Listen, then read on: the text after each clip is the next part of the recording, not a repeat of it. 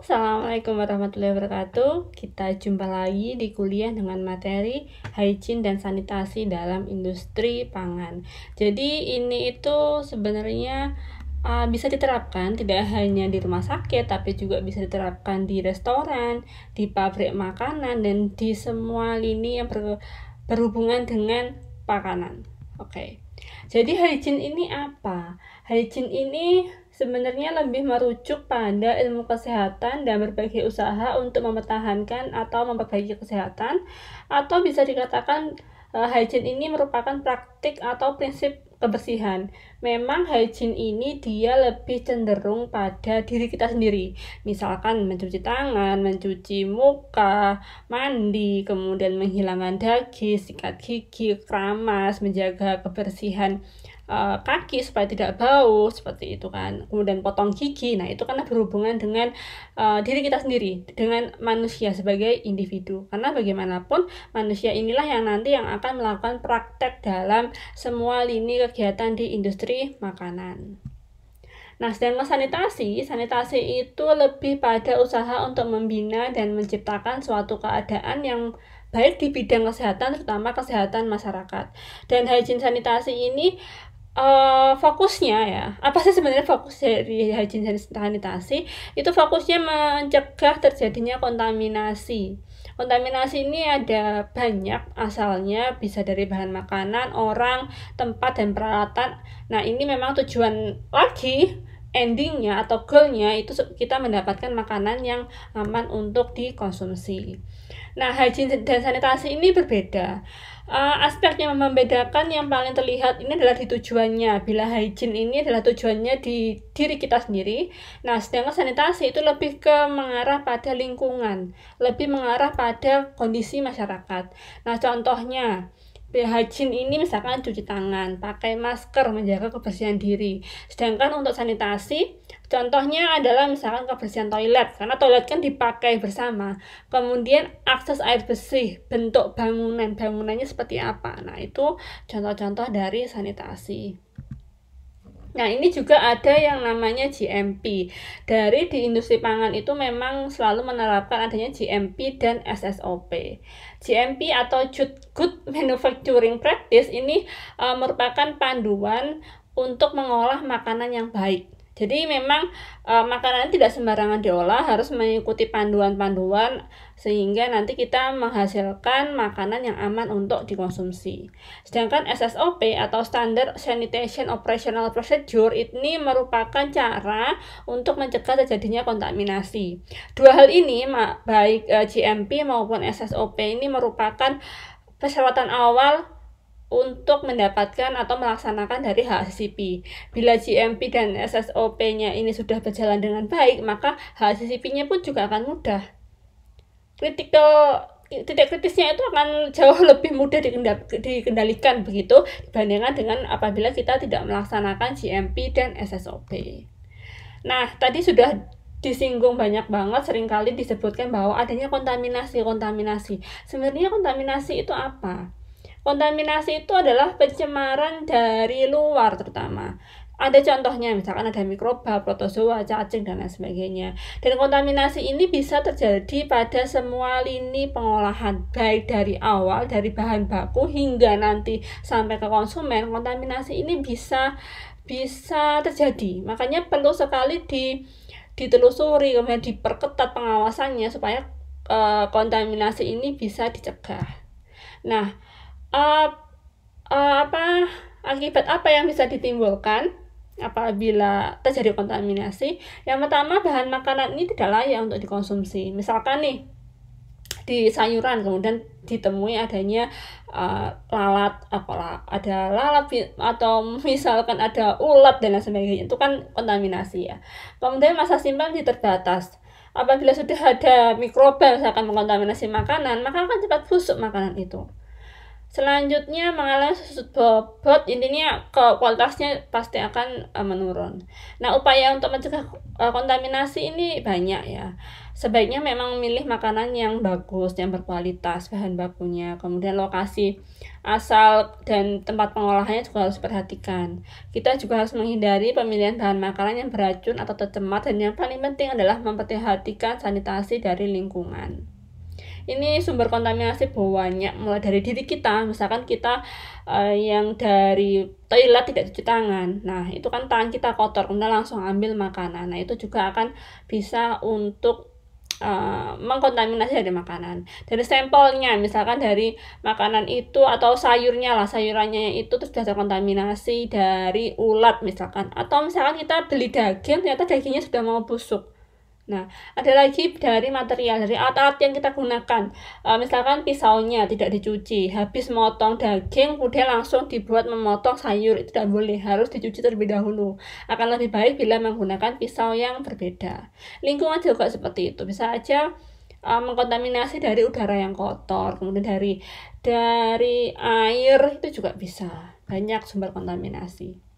Nah, untuk tahapan dari hygiene sanitasi yang bisa kita lakukan adalah kita bisa menghilangkan lebih dahulu kotoran-kotoran yang ada. Jadi misalkan sayurannya itu dihilangkan untuk tanah itu yang ada di akar, kemudian kita cuci untuk menghilangkan mikroba maupun mungkin ada ulat dan lain sebagainya. Kemudian nanti kita bisa menghilangkan dengan deterjen. Deterjen ini bukan untuk makanan ya, deterjen ini misalkan untuk alat-alat, kita cuci dengan deterjen atau dengan sabun, kemudian nanti dibilas lagi, kemudian dicek lagi secara visual, dicek masih ada enggak sih ini sisa tanahnya atau sisa ulatnya dan lain sebagainya. Bisa juga untuk menggunakan disinfektan untuk alat-alat, jadi semprot menggunakan alkohol, menggunakan iodin dan lain sebagainya. Dan juga pembersihan akhir, jadi misalkan nih masih ada sisa kotoran, kita bisa membersihkan. Kemudian selanjutnya adalah pengeringan. Nah, yang paling utama pada GMP ini ada area utama, yaitu yang pertama personalnya atau kita manusia yang melakukan aktivitas, kemudian bangunan atau gedung beserta fasilitasnya, selanjutnya adalah peralatan dan perlengkapan, kemudian yang terakhir adalah kontrol produksi dan prosesnya seperti apa. Nah, ini sebenarnya dua hal ini, baik sanitasi maupun GMP, sudah diatur pula pada Undang-Undang Nomor 18 Tahun 2002 terkait dengan pangan. Jadi memang tidak sembarangan nih kita melakukan praktek GMP dan SSOP. Nah, manajemennya di sini ada 3 hal yang akan kita jelaskan lebih lengkap di sini. Ada pemantauan dan evaluasi sanitasi. Otomatis ya semuanya serba dipantau. Misalkan kalian pergi ke mana ya, ke toiletnya yang ada di mall atau ada yang di bangunan di kantor-kantor yang lebih kantor swasta biasanya itu juga ada. Kalian cek aja nanti di situ ada pemantauan, ada kertas itu dipantau untuk pembersihannya.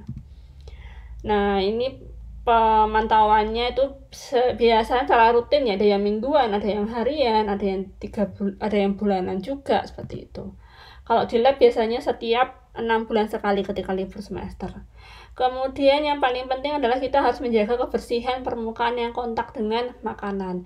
Jadi kalau misalnya kalian habis masak nih, kalian bersihkan semuanya yang ada di dapur, yang ada di lab itu, meja-mejanya semuanya dibersihkan. Kemudian harus juga melakukan pencegahan kontaminasi silang. Kalian bagaimana sebagai aktivitas kalian itu, apakah sudah melakukan pencegahan, cuci tangan misalkan, atau mengganti pisau dan lain sebagainya. Hygiene karyawannya itu juga harus diperhatikan. Jadi memang sangat wajar ya bila anak-anak gizi klinik itu lihat sangat cantik, sangat ganteng, rapi begitu, karena bagaimanapun kita bekerja di dapur yang kita mengolah makanan. Nah, jadi diri kita ini juga harus bersih duluan nih sebelum kita mengolah makanan. Dan juga ada pencemaran, ini juga harus dihindari ya. Jadi misalkan pencemaran dari limbah makanan, sisa-sisa makanan itu juga harus di treatment khusus seperti itu. Senyawa kimia itu juga bisa menjadi kontaminasi. Jadi memang senyawa kimia kalau kalian menggunakan itu, misalkan ya contoh senyawa kimia misalkan asam benzoat yang untuk pengawet, nah itu harus ada pelabelan, disimpannya terpisah dari bahan-bahan makanan. Kesehatan karyawan ini juga penting loh ya. Jadi misalkan karyawan yang sedang flu begitu ya dilarang masuk. Kalian misalkan sedang sakit gitu ya jangan masuk, jangan memaksakan diri untuk tetap mengikuti praktikum. Pest control ini biasanya ada tikus, ada kecoak, dan lain sebagainya. Dulu di lab sempat ada tikus yang sering mondar-mandir karena ada lubang di atas. Oleh karena itu sekarang lubangnya sudah ditutup untuk menghindari adanya tikus yang sering keluar masuk. Dan juga ada peningkatan SDM. Jadi semua karyawan, baik karyawannya, teknisi ataupun kalian, itu harus mengikuti training seperti inilah kalau kalian ya, trainingnya dalam bentuk kuliah. Nah ini tujuannya untuk apa? Nah tujuannya untuk meningkatkan pengetahuan terkait dengan sanitasi dan hygiene. Oh, ada peraturan baru nih terkait dengan sanitasi dan hygiene seperti ini. Nanti tinggal praktek di lapangannya seperti apa. Nah, sarana dan prasarana pendukung sanitasi dan hygiene itu banyak banget. Contohnya yang pertama adalah air bersih. Kita harus punya air bersih.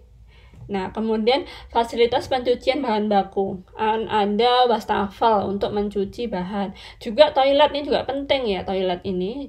Yang toilet ini harus tempatnya tertutup dan dekat dengan pengolahan supaya tidak wirawiri terlalu jauh.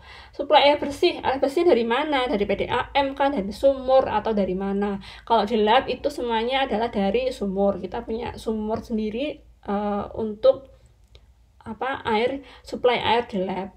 Kemudian tempat sampah sementara itu juga harus ada dan tertutup, kemudian langsung dibuang bila semuanya sudah selesai. Aktivitas selesai, sampahnya dibuang.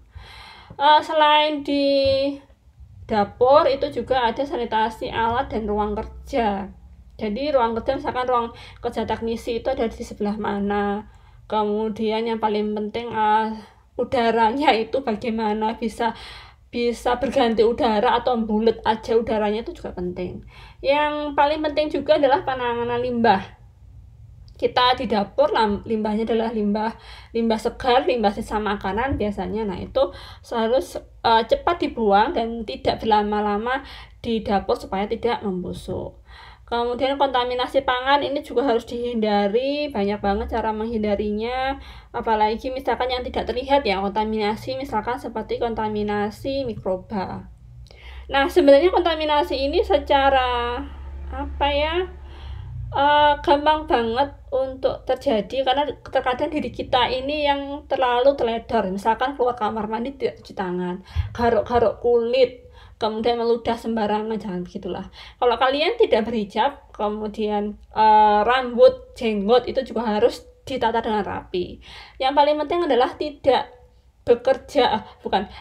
berbicara terlalu banyak ketika bekerja. Jadi misalkan motong sayuran sambil nyanyi-nyanyi begitu ya jangan. Ngobrol dengan teman boleh, tapi seperlunya saja. Kemudian ada lagi ngupil. Nah ya setelah ngupil ya sebaiknya cuci tangan lah, jangan langsung pegang makanan. Kemudian menggunakan perhiasan yang terlalu banyak. Nah misalkan cincinnya banyak. Nah cincinnya kan ini bisa jatuh ke makanan, makanya dilarang untuk menggunakan perhiasan terlalu banyak ketika mengolah makanan. Nah yang paling baik nih, ini contohnya nih ada yang menggunakan apron. Kemudian ada yang menggunakan topi. Ini sebenarnya topi ini tujuannya supaya keringat di dahi, di kepala itu tidak jatuh ke makanan. Tapi misalkan kalian sudah menggunakan hijab, ini topinya juga tidak perlu.